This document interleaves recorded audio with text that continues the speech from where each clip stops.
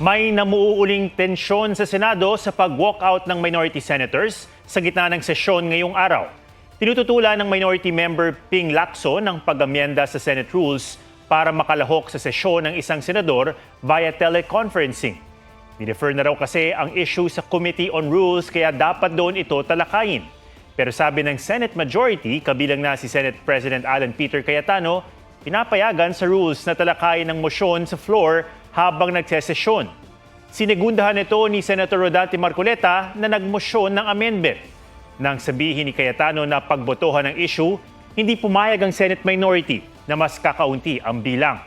Nag-walk out sila maliban kay Minority Leader Tito Soto. Nag-adjourn ng session dahil sa kawalan ng quorum.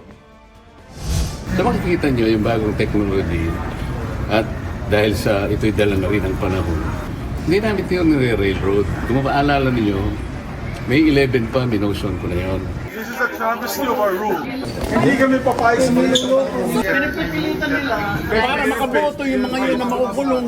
Sino man yun? Hindi naman tayo tangad. Mali yung gagawin nilang pagboto eh. Hindi na tayo umabot sa pag-discuss, debate sa substantive kasi hindi nila sinusunod yung sariling rules. Teleconference, ginagawa nila kung may pandemya. Wala Yes. pandemya ngayon. Walang national Bakit natin emergency. babaguhin? Walang force majeure.